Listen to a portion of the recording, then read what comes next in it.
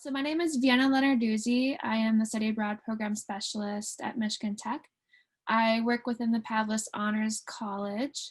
And if you're not familiar with Pavlis, it's a great place. But if you are interested in expanding your college experience beyond your academics, maybe you want to get more involved with research. Maybe you want to get involved with leadership and mentorship, or enterprise. You probably heard a lot about enterprise. There's a few other areas of Pavlis, but study abroad is within the Pavlis Honors College. But you don't have to be a part of Pavlis to study abroad. We of course encourage you to check out what Pavlis does have to offer. And then study abroad is used as like an immersion component of whatever like pathway you choose within Pavlis. But again, you can study abroad without being part of Pavlis. So this is our third day of the virtual study abroad fair. This is the first time ever in Michigan Tech history that we've had a virtual study abroad fair, and it's been really fun and exciting just to hang out with people virtually and hear from students who have studied abroad before and share their experiences with us.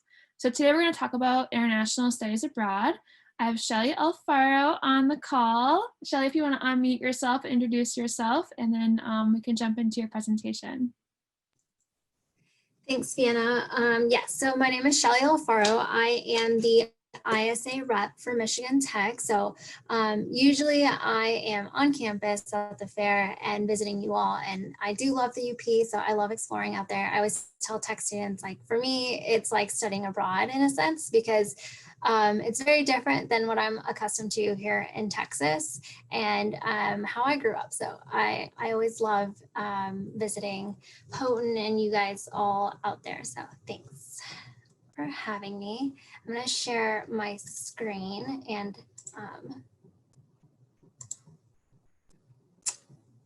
there we go. All right. Maybe Vienna, if you can just nod, if you can see it. Yeah. Okay, cool. So ISA, we are a partner provider for tech. So we basically work, well, I'll get into it a little bit more. First, let me just reintroduce myself. So again, my name is Shelly. I'm the Michigan Regional Director. A little bit about me. I did study abroad, actually with ISA. I did a whole semester in Paris. I was taking French classes mainly because that was my minor, and I thought, what a great way to get that out of the way, then go abroad and really immerse myself in the French culture and language. When I returned, I became a global ambassador at my alma mater, and I also was a peer advisor, really trying to pay it forward and help other students, especially that were like similar in my situation. They were first gen, things like that, to make sure that this was something that was really feasible for them. And, you know, it can seem like a daunting process, but that's what we're here for. Later, if we have time, we can always watch this video. I know Vienna really loves this one particular video. It's my favorite. Okay, so who we are. So ISA, again, we're a provider. Kind of how I explain to students is we're like a hybrid of a direct exchange program and maybe even a program with that is led by faculty person. So, you know, we believe that study abroad is for everyone. So we do have an array of locations and program types. We have programs in all the locations that you see here with text. These are where we operate, and we have programs, whether that be study abroad, internships, research, or even our Veritas, our Christian faith-based. But I'll explain these a little bit more later in the presentation. So what do? We do everything. We really try to make this process easy. Like I said, we have several professionals here to help you throughout your journey, whether that be finding the program that fits your needs and your goals, helping you throughout the application, the pre-departure process, supporting you through your time abroad, and even once you return home, helping our alumni team are there to help you to kind of unpack those experiences and also connect those what you learned and what you experienced with your professional and personal goals. So we're really here to make this smooth and feasible, like I said. But what we include in the program, on our website, you can get more specific details about each of these, specifically about like housing and excursions. But we do provide comprehensive support for academics, you know, enrolling you in the courses, identifying a program for your area of studies. You know, if like you need specific courses for your major and you're looking to go specifically your second year, things like that. We do provide 24/7 health and safety support. We include culture activities and excursions in the program. That's included in the cost. As well as I said, we have staff on site. So they're really there to help you navigate life in your host country. If you're looking for certain experiences, need tips, or you're looking to just impact, like, you know, it's hard to sometimes to just adjust being there. They're there to talk with you and really anything you need, including housing and even, oh, and we also offer scholarships. So this is one thing I'll touch on later too, but we do provide additional scholarships for students that go on our program, apart from anything that's offered through tech or outside scholarships. So maybe in the chat, you can write what kind of brought you here, what you're interested in terms of like, why do you want to study abroad? Hopefully I can see it because it disappeared on me for a sec. Oh, here it is. Okay, getting credits. Oh, that was Vienna. All right, Germany. But yeah, so basically, you know, for me, like I mentioned earlier, I was studying French, so I really wanted to gain those skills. And if your program has that language component, it's a great way to enhance that. Another thing is just, you know, cultivating your cultural awareness, making friendships, and even networking with faculty and students in other countries. I know this is something I'll touch on with our panelists later, but you know, about 3% of students do study abroad. So having this on your resume does give you that competitive advantage amongst your peers that don't, and makes you a lot more employable once you enter the job market, or if you're looking for a specific co-op, you know, you're getting these skills that they're looking for, you know, critical thinking, teamwork, things like that. So that's definitely something that you can get while you study abroad, even if you do like a traditional study abroad experience. So what we offer is, you know, study abroad anywhere from 2 to 3 weeks to a whole academic year. We have it all. We have internships, we have service learning. These are volunteer programs with an academic component. So if you're, for instance, I come across several environmental studies students at Tech, I definitely check out service learning. I think this would definitely give you kind of that competitive edge, as I mentioned earlier. Research opportunities like our Euro Scholars program, you can do a full semester of research abroad, or even take a research course similar to like how you would do this at Tech. We have Veritas, which is our Christian study abroad. Think of our traditional study abroad program with that added spiritual support. So you have a mission mentor, you're doing mission work. Really, I think students that are looking to kind of figure out which, you know, do mission work over the summer or do study abroad, you can do both. So we do have this to be inclusive of those students.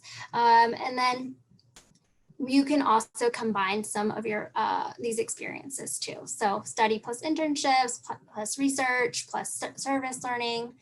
And some of our newer programs is virtual opportunities. These are primarily our global remote internships. So that is something that you can do while you're still a student at Tech and in the US. So I mentioned earlier, we have programs that are 2 to 3 weeks and longer. So if you're looking for something in your schedule, you don't have enough time, maybe you're an athlete, whatever the case may be, we do have shorter term programs. You don't necessarily have to do a whole semester or a whole summer. And these can also be really budget friendly, just under 3,000.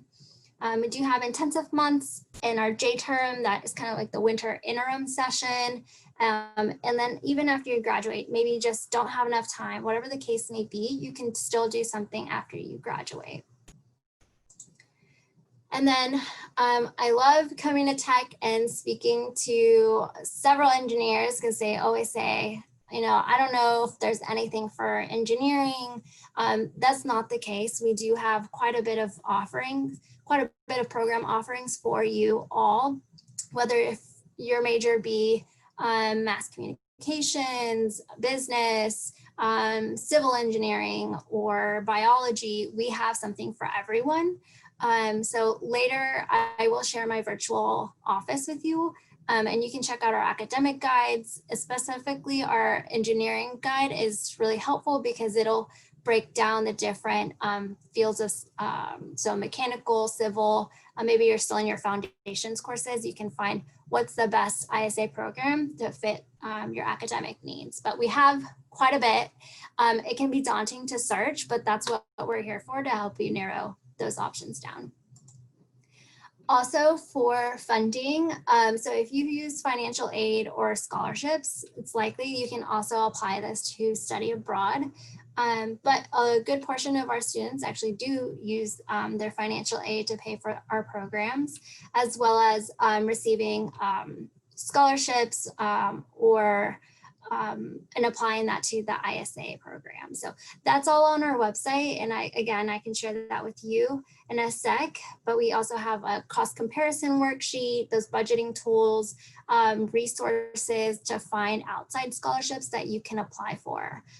Especially in Michigan, I sometimes tell students, you know, like search Michigan scholarships and just see what comes up, because more than likely you might be able to apply it to sort towards study abroad. But we can always chat with you, even your parents, if they have any questions, please let them, you know, call us. We can talk all of that nitty-gritty details with them. All right, so kind of kept that quick and brief just so that we have time for our panel discussion. Before I'm going to stop sharing, but does anyone have any questions, or were they looking for any specific programs? Because I can look that up and follow up with you directly. Just shoot it in the chat. But I will go ahead and let our panelists introduce themselves. I stopped sharing, but I realize now I probably need to put that back up there. Okay, so here it is again. Zack. All right. Hey, so he's our first student panelist, but I say student, you're more of an alum of Tech. But yeah, feel free here to like share a little bit about yourself and your ISA program. Sure. So I graduated from Michigan Tech in 2018. I graduated with a major in audio production and technology with a minor in Spanish International.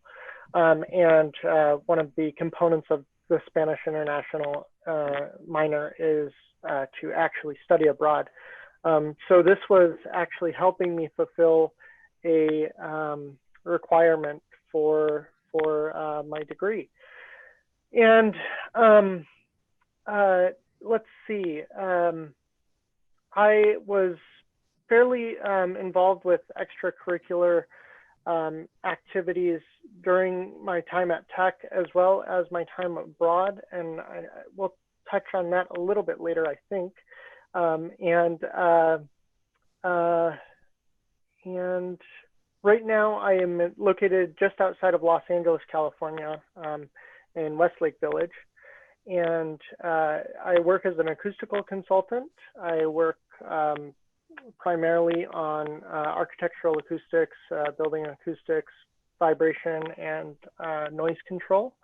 And this is for facilities ranging from concert halls to recording studios to hospitals, and even hydrogen pumps for hydrogen vehicles. And so there's a very diverse spectrum. And is there anything that I'm missing, Shelly? No, that's perfect, because we have your major and also to what you're doing now, since you're not at Tech anymore. Yeah. Yeah. So next, and here are some photos too from Zack's time abroad in Colombia, which I know he'll share a little bit more later. So next is Madison. She is also here on the call. Madison, do you want to share a little bit about your experience abroad? Yeah, so my name is Madison, like Shelly said. I am a current student at Michigan Tech. I'm a fourth year student. And I studied abroad in fall of 2019, so a year ago from now. So I keep getting pictures popping back up like a year ago today, and I was abroad in Dunedin, New Zealand, which is the southern tip of the southern island in New Zealand. It's split up into 2 islands. Yeah, so currently I study environmental chemistry, and studying in New Zealand gave me a really, really awesome opportunity to continue with some of those environmental chemistry and environmental classes. It was a great place for me to do all of the outdoors activities that I just like absolutely love to do, and it really fit along with my major. So, yeah. Thanks. Okay, so maybe Zack, if you will kind of start us off, before you studied abroad, was this your first time traveling abroad? Was this like your first big trip by yourself? No, actually, I did have a few experiences abroad. You know, occasionally my family and I would travel to Mexico when I was growing up, and I actually had an opportunity to do a 16-day tour of Europe when I was in high school. I traveled with an honors band, and I played trombone in a variety of different countries, so that was a very unique and interesting experience. But it really did kind of spark my interest and passion for travel and just exploring different parts of the world and different communities. That's great. Yeah, I like you, I had only ever traveled to Mexico to visit family, but that's very different than taking kind of this more academic by myself trip. But nonetheless, it's very exciting. Madison, what about you? What was this your first time traveling abroad, or like your first time traveling by yourself? This was actually not the first time I traveled by myself or abroad. I spent 2 weeks traveling through the Alps in Switzerland and Austria when I was a sophomore here at Michigan Tech on a ski trip. And it was just me and one other student my age. So I have done, before I left for New Zealand, I did do a little bit of solo travel, but definitely nothing, like Zack said, on the lines of like academic, and nothing on the lines of like staying there long term. So I think that's what was really cool for me, being able to go through ISA, was having that like solo opportunity to travel for long periods of time. Yeah, something that, I didn't mention in the presentation was that our programs are, there's students from all over the US. So you do get to meet students from other universities here in the States, but also local students or international students. So you kind of get, it's definitely a different experience.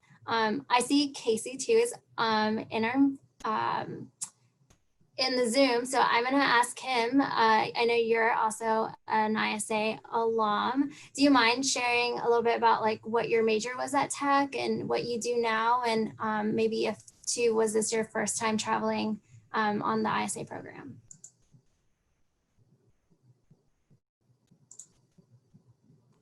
Yeah, sure. I was muted, I think. Yeah, I studied abroad for 2 different semesters through ISA while I was at Michigan Tech. Once in Santo Domingo, Dominican Republic, which is a defunct program now, but they still have Dominican Republic programs. And also in Seoul, South Korea. So the first time I studied abroad, it was to complete my Spanish minor. And I was also taking some general education classes. And then the second time I studied abroad in South Korea, and I don't know any Korean, by the way, so that's something, I don't recall if it came up, but you definitely don't need to know the language of the country you choose. I learned like 2 words of Korean while I was there, but I was able to take all courses towards my major of communication, culture, and media.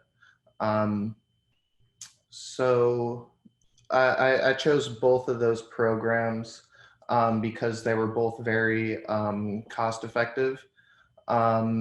And in terms of travel, before I studied in the Dominican Republic, I had never even been outside the Midwestern United States before.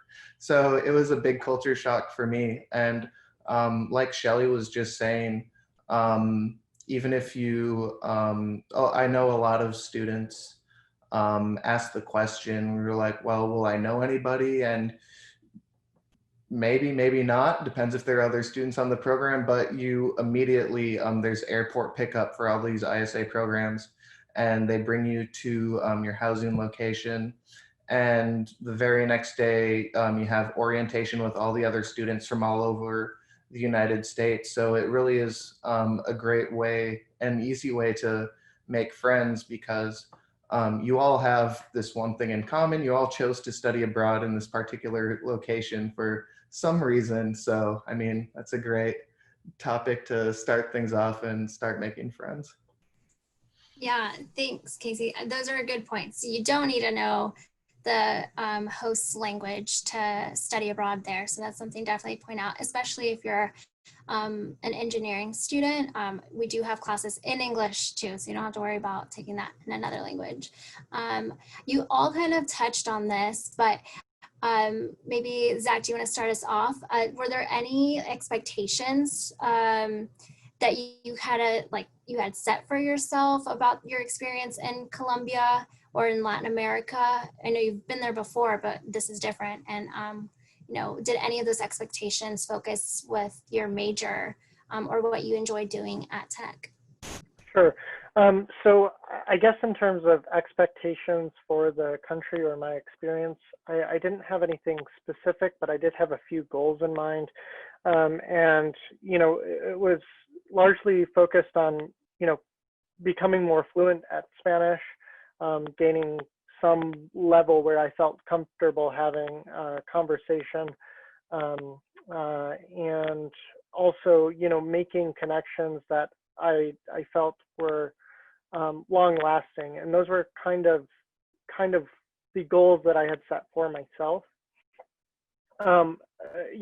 Upon arrival to Colombia, I didn't know what to expect.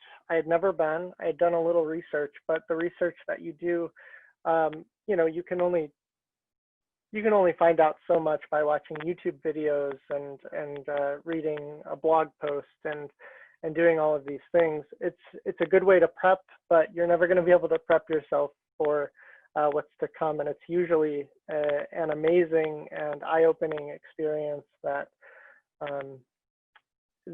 has, at least for me, it had a lot of impact on my life and the way that I see things and do things. I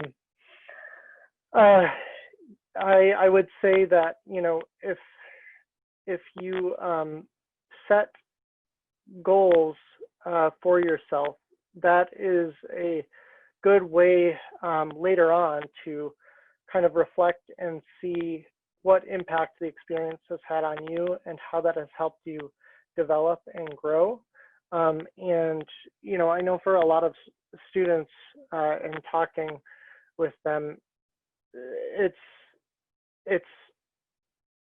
interesting to see kind of how your perspective shifts after study abroad, and how you have kind of developed, I don't know, the way you look at, oh geez, I'm sorry, I'm drawing a blank, but but yeah, I guess just having some goals in mind was really useful for me. Yeah, that's, I think, a really good point. Something I kind of share with students too, when you're trying to identify the right program, does it also fit a lot of your like personal interests, right? Because like your academic needs are one thing, but also you want to find some sanity and some fun things to do while you're abroad. And so really being able to do that, do things that you love there in Houghton or back home, like that's something definitely to look into your programs. What about you, Madison? I know that you definitely did a lot of your personal, a lot of your interests there in New Zealand. You want to share about that? Yeah, definitely.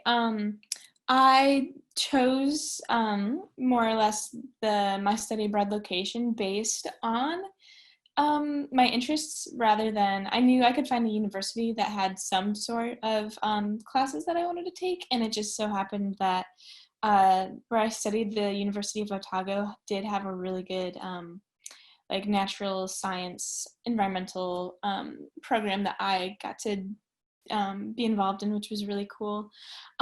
So a lot of my goals I didn't have any expectations necessarily going into the country. I didn't know really anything about their culture, or I knew it was like similar to Western culture, but I got to learn a lot about like the native culture when I arrived, which I think was something that was so cool that ISA did. As soon as we were off the plane, we were like doing different cultural immersion events, learning about the native Maori people of New Zealand, and that was something that I just didn't have any like preconceived knowledge on. So I think that was something that was so cool that ISA kind of got me involved in, because I think if I had just gone on like a normal exchange, like I had friends who weren't on ISA and they didn't really have any idea about this other culture that a lot of people don't really realize in New Zealand. So that was something that I was so thankful for. Some of the goals that I had when I was there aligned a lot with my interests, which were like doing outdoors activities, which you can see by some of those pictures. I did a lot of backpacking, a lot of skiing, a lot of surfing, which is something that I really wanted to do. And so while I was abroad, so like Shelly said, I took some of those interests that I really love doing here at Michigan Tech and kind of use that to help me search where I wanted to study abroad, which I thought was super helpful. I was fortunate enough to have a friend.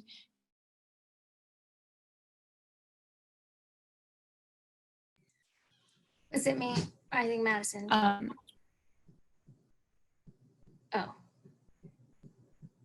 Madison, I think you're maybe in the internet went out. You have similar interests. Okay. Madison, I think your internet was like spotty there. So we missed a good chunk of what you said. And you're actually still frozen on my screen. But I'm gonna go ahead and pass the baton to Casey.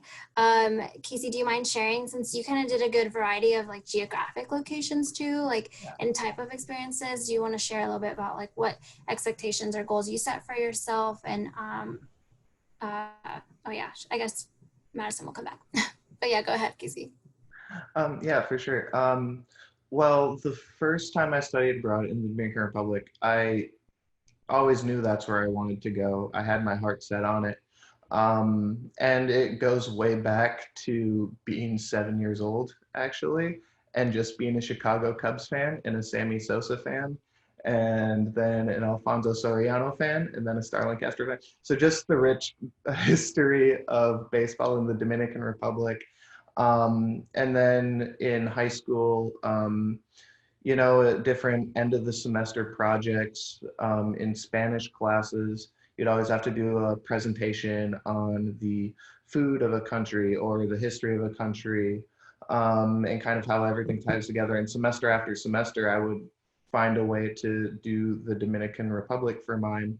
In AP English in high school, I read the book In the Time of the Butterflies, which is kind of about the 1950s, 1960s, a story about kind of like a political revolution during the Rafael Trujillo dictatorship. So it, I just always knew I wanted to do the Dominican Republic, and that went way, way back.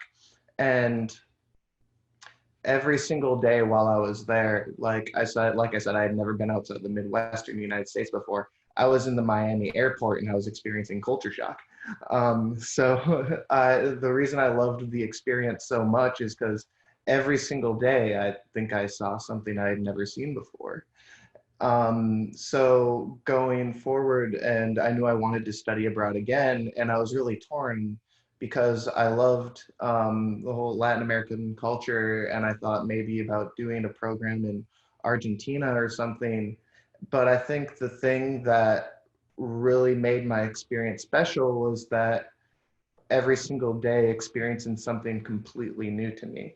So going to South Korea, a place that I knew much, much less about going in, I just thought would give me the opportunity to just have that every day, every single day revelation. Like, wow, I never thought I'd experience this. So studying abroad is definitely something special, and every single day is just it's fun. It's fun.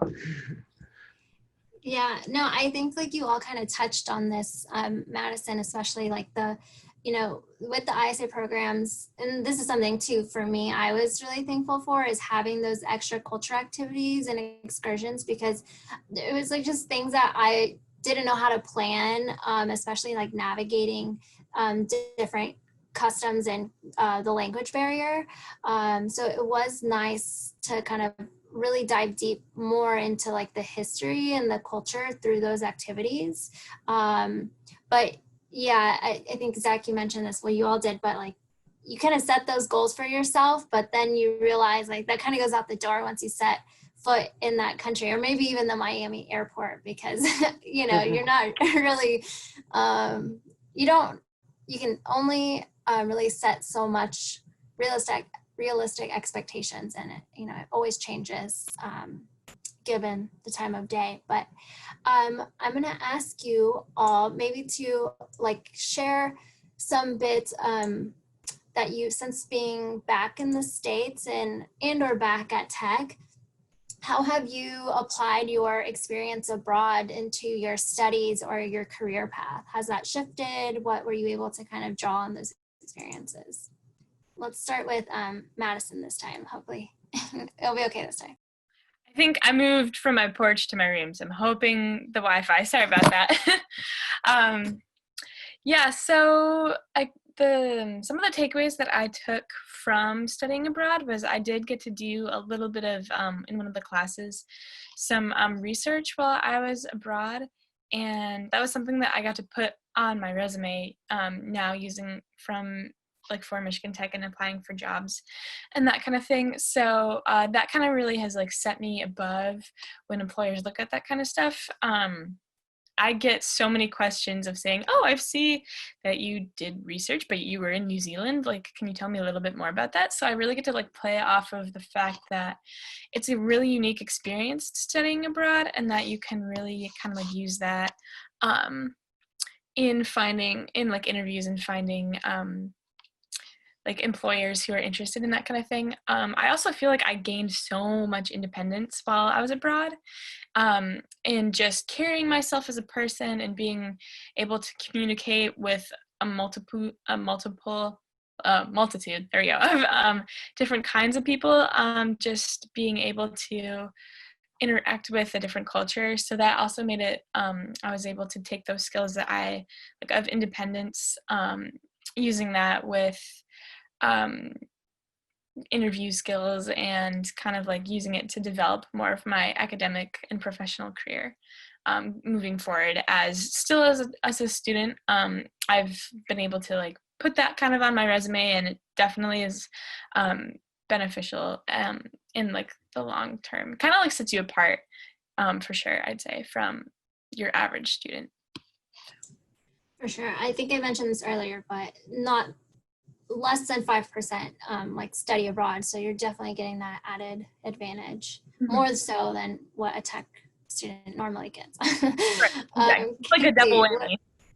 Exactly. Casey, what about you? Well, my academic background changed quite a bit in between my 2 study abroad semesters. So like I said, the first time I was studying abroad, I was finishing up my Spanish minor. And pretty shortly after, I was majoring in chemical engineering at the time. And pretty shortly after my study abroad experiences, I was realizing that that's not really something I wanted to move forward with. And I was looking at other options. So I picked up a minor in teaching English to speakers of other languages, and also changed my major to communication, culture, and media.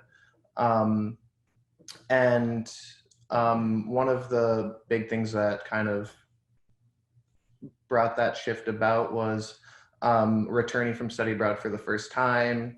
And I was in the role as an ISA Global Ambassador on Michigan Tech's campus. And I got to attend a workshop at ISA at their headquarters in Austin, Texas. And well, I mean, long story short, I'm a study abroad advisor at the University of Mississippi now. So going in as a chemical engineering student was finish up a Spanish minor. But kind of like when I enrolled at Michigan Tech, I wasn't really sure what I wanted to do with that at all. I just kind of, when you're good at math and science in high school, you're encouraged to go into engineering and stuff like that. But I really didn't have any sort of personal drive to move forward with that. So study abroad really helped me actually find a direction with something that I actually wanted to not just finish a degree in, but actually continue in working after graduating, and provided me with, I guess, all of my career opportunities. Yes, I think you and I had very similar, experiences, having done the workshop and being a GA on our campuses, our respective campuses. Yeah, definitely kind of shifted my mindset. Even one of my friends who I studied abroad with was an exercise science student, and he now works at the State Department. So he definitely shifted paths there quite a bit. Zack, what about you? I know you kind of shared with me earlier some, all of your experiences within Latin America, and now being able to really use all those skills there in LA. Yeah. So I think study abroad has helped me in a lot of aspects of my life, both personally and professionally. Thankfully here in the LA area, there are a lot of opportunities to kind of maintain, in my case, Spanish language. They're part of a language group. I'm able to kind of communicate with people who Spanish is their first language, or they're learning Spanish, or they're proficient in 5 languages, or they're proficient in 7 languages. It's like that sort of thing. So being connected with the greater community has been a really useful experience for me post study abroad. And I think being able to interact with other cultures is an incredibly valuable skill that you learn while you're abroad. It's also helped me in a few unique ways that I would have never anticipated. for instance, I did an internship while I was abroad for the second time. I actually studied abroad in Uruguay, and I maintained kind of that professional contact. And the firm was an Argentinian-based firm, and the owner of the firm actually moved to Mexico. And we got a call here at our firm, hey, there's this project in Mexico City. There's some consulting that needs to be done for a small community theater. And the project, doesn't have a lot of resources, but we're hoping you can help. And it just didn't make sense for us to get too deeply involved due to kind of geographical proximity and just kind of the effort that it would take to pull that off. And I said, hey, well, I actually know a consultant in Mexico, and I had a phone conversation with him and said, hey, there's this project, and I was able to kind of pass that work along. So that was a really uniquely useful instance. And in my field in particular, acoustical consulting is very kind of tight knit. Everyone knows each other, and I was going back to Argentina for a wedding, and hey, my boss knows the acoustical consultant who did the renovation of a very important theater or opera house rather, and it is one of the most renowned opera houses in the world. And I was able to see a performance there with the acoustician, and I was able to have an intelligent conversation with him about our profession, acoustics, and I was able to kind of connect with him on a deeper level, both personally because I know Spanish, and kind of have the knowledge from my profession and be able to communicate that clearly across the languages and different backgrounds. I guess there are a lot of other things. I don't know if there is time to share or go through all of them, and I could spend hours talking about this, of course, but. Oh, I was gonna say, we do have some time. I do want to let the two other students, if they have any questions, feel free to unmute yourselves and ask now, or send them in the chat, and I can read them for the panelists too. So we do have some time left for questions. Shelly, can you talk about the Euro Scholars Program in Munich, Germany? William has an interest in Germany and doing research. So I thought maybe you can expand on that a little bit. Yeah, so, Zack kind of touched on this, but, I think networking is a really great thing that comes out of traveling and from studying abroad.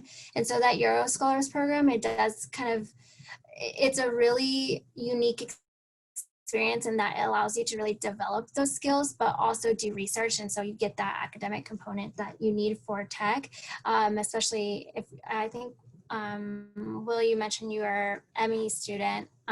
So that the Euro Scholars Program is a whole semester of research. You can either, those projects are existing through the faculty members there at those European institutions. So you'd be working on an existing project. There's oftentimes that those get published, so your name would be on it. That doesn't always happen depending on like the research project, of course, but it's a wide array of subject areas. So if you are looking to do postgraduate studies, or really enter a really competitive field like engineering, definitely think that this type of opportunity will give you a lot of really unique life skills and academic skills and professional skills to really apply to your CV. Like I said, they're in different subject areas, but in different locations. That just kind of, it depends where those projects are based by like the faculty members. But if you're looking specifically at Germany, I can look at the projects that are there and see if anything match for you. Maybe I can like shoot you a private message and I can see like what your like interests are, especially for research. Like Casey had, you know, he's really a history buff there, I learned today. So yeah, let me know in the chat what you're kind of looking for there in Germany. But that would be more like a direct exchange versus kind of like that traditional study abroad program. And we've had students do the Euro Scholars program. So both times these students ended up taking a language course in addition to their research. So I had one student go to the Netherlands, and he was a chemistry major. So he did a chemistry-based research, and then he studied Dutch. Another student went to Munich, Germany, and she's in the biology department, and she studied the German language. So it is kind of nice to also have like that intro language course while you're there, if you're able to do that. We also are wondering if there's any ISA summer programs that possibly could offer some electrical engineering courses. But I know that sometimes in the summer, STEM courses are limited. But there's definitely going to be HOS, so like general education types of courses. So whether that's a cultural class, a PE course, a language. So it all depends on what you still have left for your HOS classes. But summer is a nice time to kind of get a couple courses out of the way. And if there are some summer programs that offer electrical engineering, probably in the 3rd or 4th year level, that would be great too, Shelly. So that would be for, I'm sorry if I mispronounced your name, but Hanan? So she had mentioned to me that she's a transfer student, it's a 3rd year, and is interested in knowing what's available in the summer. So that'd be next summer. Okay, and you said electrical, right? Yeah. Okay. Mm-hmm. Cool. Yes, I am not an engineer, but I feel like I have really learned a lot from all the students that I've worked with over the past few years, especially here at Tech. I can only imagine Casey, you now advising students. Can you touch a little bit on the virtual opportunities that ISA has to offer, since that is a newer thing? Yes. Yeah. Let me actually, I'm going to share my screen again and kind of show a little bit about the ISA website and how you can like navigate it and find some resources really quickly. Cool. So Hanan, I shared this in the chat, but we do have a recommended programs by course form. So you can enter like what specific classes you need in the summer, and we can narrow down from all of our programs what we offer that have those specific courses. So definitely, you know, favorite that one, but I can follow up with you all and share that in an email. If you go to the ISA website, here you'll find obviously all of our program locations, the program type. So if you are looking, Will, for that research opportunities, you can click on here. We do have some programs that offer study abroad plus research, so you can take a research course. But if you're looking for full-time, definitely check out that Euro Scholars program. And then different areas of study. Since you're both engineering, I'm just going to go ahead and click this one. Here, this will take you to our program finder. You can also click this button here and it'll do the same thing, but narrowing down by engineering. And the good thing about this is you can actually filter by specific. So, you know, if we were looking for that electrical engineering, you can narrow it down by there and see what's the best option. And 2, if you want to look specifically at summer, we can do that. And here you go. So from our 800 plus programs, you have it now narrowed down to like what makes the most sense for your degree plan. And that includes too some internships. So that said, let me click on that so that we can get to the internship page. Actually, I'm gonna go back to the main page. So yes, so we have in-person study abroad, in-person internships. Those are full-time, though some of our programs do offer plus study. And then we now have the global remote internship. So these will be 4 to 8 weeks for group consulting projects. Like Zack said, that's basically a lot of maybe even to what he does now in his career. So definitely if you did something like this, you're gonna add those skills that you're gonna be using all the time. I think, Zack, you also did an internship, right? I did indeed. And I guess one point to add to this is, having that experience with people across cultures and kind of seeing their approaches to different projects and project types can really give you a broader perspective in your profession. And I guess what I mean there is I learned ways in my internship that in Argentina and Uruguay, they addressed sound isolation challenges with a very different kind of methodology, because their materials that they use in Latin America are different than we use here in the States. So just having that experience and understanding that, the world we live in here in our bubble is not what is necessarily true in Germany, for instance. Or I actually, worked on a project in Tokyo, Japan, and the materials there are a lot different than what we use here. So navigating those types of challenges when you are a design engineer or a consultant, it's important to kind of keep that in mind, that your resources are going to vary based on the country that the project is located. I've also done some consulting in Seoul, South Korea, and that had its own challenges, and so yeah, it's just it's good to have that broader perspective in your profession.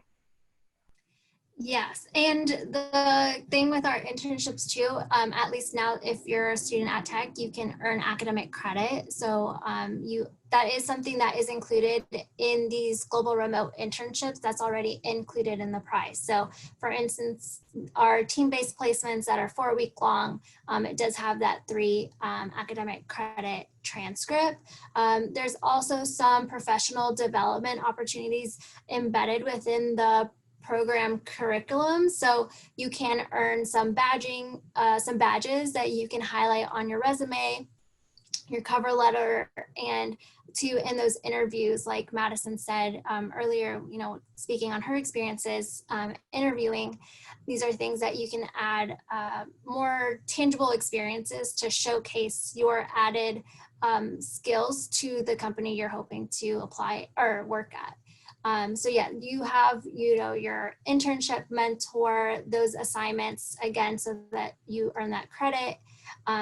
The locations in which these programs or your placements are facilitated with vary based on the duration program. So like for the individual placements for 8 weeks, these are located primarily in Europe, Asia, whereas the part-time, these are maybe if you're a tech student, want to do this in the spring while you're still on campus. These will be Europe, Australia, Asia, and then you saw the 4 week team that's in Australia, as well as the 8 week. So definitely something to check out, and I can follow up with more specific details, or we can set up advising, talk about your goals, like all of our love panelists have mentioned. Oh, okay. I thought I missed something else in the chat. That was just me. So that about wraps it up, Shelly. I want to thank the panelists for joining us this evening, especially Zack for joining us from all the way in California, different time there.